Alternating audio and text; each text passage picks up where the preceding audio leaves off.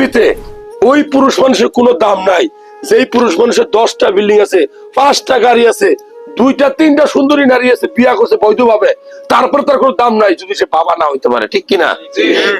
আপনি বাবা হইতে পারতেছেন না, দেখবেন যে নিজের ভিতরে খারাপ লাগবে আর মানুষ আপনাকে নিয়ে সমালোচনা করবে।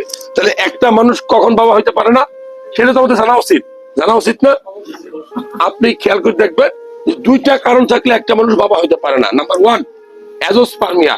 যদি তার শুক্রাণুর পরিমাণ একদম 0 থাকে, একটাও নাও থাকে, ওইটাকে বলা হয় অ্যাজোস্পার্মিয়া। তখন উনি সেই নর্মাল পদ্ধতিতে বাবা হইতে পারে না।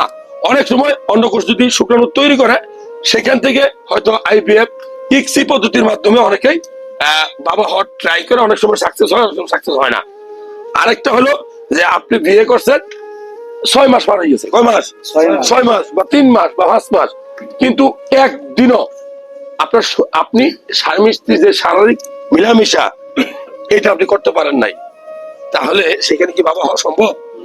এই যে কন্ডিশনটা, যে ওয়াইফের পাশে থাকার পরেও ওয়াইফের সাথে মিলামেশা করতে পারেন না, ওই কন্ডিশনটাকে বলা হয় ইরেকটাইল ডিসফাংশন, অর্থাৎ তার পুরুষাঙ্গ স্ট্রংই হয় না। তাহলে সেই মানুষ কি বাবা হইতে পারবে? তাহলে এই 2টা কারণে মূলত ছেলেরা বাবা হইতে পারে না।